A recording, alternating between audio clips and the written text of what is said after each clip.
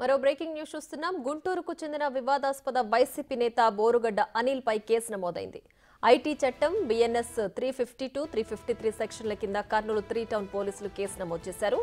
AP CM Chandrababu కుటుంబంపై గతంలో అనిల్ అనుచిత వ్యాఖ్యలు చేశారని ఫిర్యాదులో పేర్కొన్నారు. ఈ మేరకు కర్నూలు జిల్లా ఐటీడీపీ అధ్యక్షుడు గట్టు తిలక్ పోలీసులను ఆశ్రయించారు. జగన్మోహన్ రెడ్డి అనుమతిస్తే చంద్రబాబు, లోకేష్ ను గంటలో లేపేస్తానంటూ అనిల్ వ్యాఖ్యానించారు.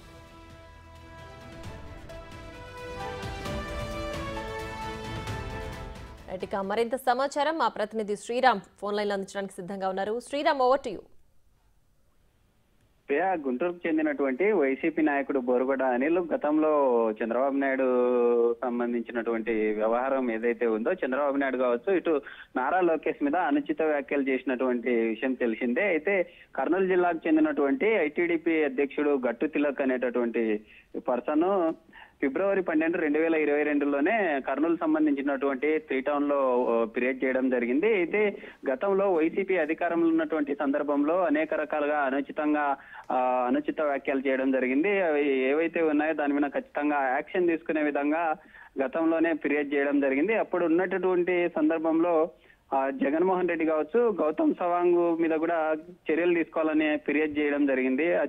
దానికి సంబంధించి అందులో ప్రధానంగా 352, 353 సెక్షన్ల కింద కూడా కేసులు నమోదు చేయాలంటూ 3 టౌన్ లో ఫిర్యాదు చేసినట్లుగా కూడా తెలుస్తాం. Right Sriram, thanks for the updates.